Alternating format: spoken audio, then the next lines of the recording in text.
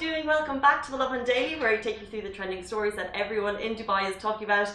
Today we're talking about Amir Khan. He's moved to Dubai, he's bought a car, he's bought a house, and we're very, very jealous. We're also talking about the Iftar timings in Dubai and what the cannons mean, and if you've been hearing them at sunset. By the way, Maghrib prayer time today is at 6:43 if you're fasting. And we'll also be talking about a really interesting study which has come in about the vaccinations and the efficacy rates after that. But first of all, good morning to you all. How are you doing on this bright, sunny, warm, toasty morning? Ali, how are you? I am good. What about you? I am good. It is a very special day in the office today.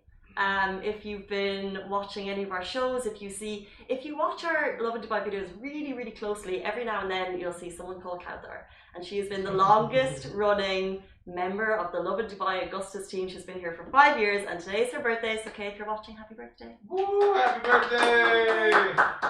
Sometimes she tunes in. The likelihood that she's watching is 0, so I think we can talk about it. But I bought her an interesting gift. What did you buy her? I don't know if I can say it until tomorrow. Okay. It's and it's one of those things where you're like, is it a bit of a naughty gift to get someone? Let's just say, and if you're watching right now, Kauthar, please block your eyes for a second because I want to give it to you and I want it to be a surprise. It's breathing. It's breathing? Yeah. Okay. Breathing. So I've given her something that she is going to have a long and happy life with. Maybe we'll just leave it at that. Okay. Have you ever gifted your friends? And when I say this now, I'll just say that Kauthar is an animal lover, and I have full belief in her that she'll be able to look after it. But there is a very special gift coming to Kauthar later in the day. I'm just checking to see, I'm looking at all the comments on Instagram to see if she's commenting, being like, Casey, what are you on about? But it's coming, so look forward to it. But let's jump into our first story. We're talking about a cool, interesting study from Abu Dhabi Health Centre. Actually, the information only came out in the last couple of hours, so it's kind of interesting to bring it to you. COVID-19 infections decrease, which obviously we're going to guess, after vaccination, and also no deaths, according to this study. So the Abu Dhabi Health Centre conducted a study which found a significant decrease in COVID-19 infection after receiving a second dose of the vaccine. They also affirmed in the event of infection, a patient has mild symptoms and does not require admission to the hospital or ICU. So basically, if you're getting the vaccine, first or second dose, after the second dose and after that period, yes, you could get infection. It will be mild, and they're saying that 93% of people will be prevented in vaccination after that, or excuse me, in hospitalization after that. They said the efficacy in vaccination in reducing the need to be admitted to the ICU is 95%. And as we're getting the vaccinations and as they're rolling out, we're hearing stories of people getting COVID-19. It is happening. But I think this study from, like I said, from Abu Dhabi Health Centre gives you a little bit of peace of mind that yes, you might get it, but 95% of people won't have to go to the ICU. That's what helps. They also said, they explained that post-COVID-19 syndrome may affect senior citizens, people with chronic diseases, and even healthy individuals. And complications include damage to multiple organs, blood clots, and other complications that may require long-term medical attention. They basically said that there's immunity in the vaccination, so if you can get the vaccination, please go out and do so. We've talked about it once, twice, 3 times, 10 times on the Lovin Daily, how you can get it. And actually there are some more updates in the last few days about COVID-19 vaccine. So personally, I got COVID in January, so I was waiting for 3 months to be eligible by the DHA to go and get the vaccine. And then 1st of April rolled along 3 months later, so I went on to book it. But actually now they have brought in the fact that you do not have to wait to get the vaccine after you've had COVID, as long as it wasn't a severe case. So if you had mild or no symptoms after you're eligible to leave the house, after your quarantine periods, then you can actually go straight and get the vaccine.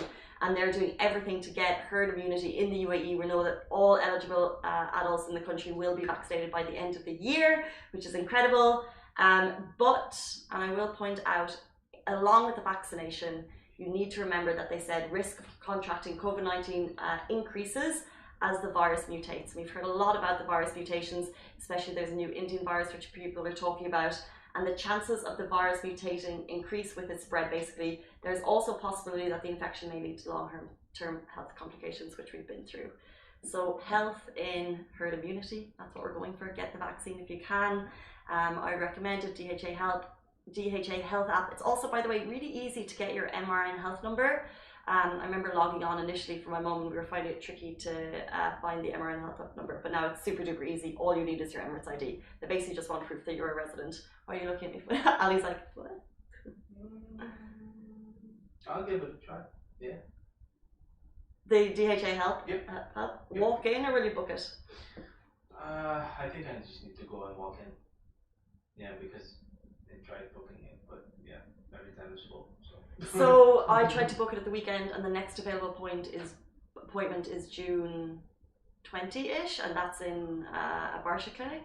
But I mean, better than waiting a few hours, because you can go and walk in. There's 2 places I know down in Dubai World Trade Center, correct me if I'm wrong. There's a walk-in, there's a couple of walk-ins, you can get all the information on the DHA app, but you'll be waiting a few hours, so at least if you get the appointment booked in, whatever suits you. If you have the time for the walk-ins, Ali, go for it. Well, we gotta get vaccinated, so. Exactly, we gotta do it. Let's move on. The Iftar cannons are firing daily from 6 locations across Dubai. So have you heard the Iftar cannons? They're happening, like I said, 6 locations across Dubai, and what's cool about them is that they can be heard from 10 kilometers in the distance. If you're watching on Facebook, you can see a video of the Iftar cannon right now. But what's cool, like I said, 10 kilometers in the distance, and this tradition started in the UAE in the 1960s, but actually the purpose for it goes way back to the 10th century when people didn't have smartphones, people didn't have clocks way back when. Can you imagine? How did you know the time? How did you get up in the morning? So what they did was, when it was time for sunset, when it was time to break fast, the cannons would roll out across the city in different countries in the region. So it's a long held tradition, upheld by Dubai police. It used to be something that people would go and be able to see and enjoy, but of course this year with the strict COVID-19 regulations, you can see it on TV, you can see it on social media, but it's not something that we can go and physically see, unfortunately. But just to keep you updated with the locations this year, there's one at Atlantis The Palm, there's one at Al Salam Masjid in Al Barsha, there's one at the Burj Khalifa on Mamzar Beach, there's one at the prayer ground in Al Mankool, and we have all of those information. We'll have them later in the day on Lovin Dubai. So have you heard it, Ali, this year? Were you sleeping at the time? I don't know. I live high in the building, so I don't think I heard it. I live in Marina, so it's like my. So you 10 kilometers from Atlantis, maybe? Over the water, or sound travels really well over water, but maybe it's going in and out. I don't know. I usually watch the TV and it's loud. I wouldn't hear anything from outside. I definitely heard it the first day, and then you know the way sometimes you become desensitized to loud noises, so I haven't heard it since, but in the area I'm living in, just the Springs, I could hear it from there. But yeah, it's really cool. Let's move on to Amir Khan, who's living the dream, British Pakistani boxer. He has just bought a dream home in Dubai, and the first thing I do, so he posted a photo on Instagram. I'm like, where is that house? You can see it we have it up here on Facebook. You can also see it on his Instagram. It's like, it's this gorgeous big villa, 2 nice cars out in front, a Porsche Turbo, which he also bought.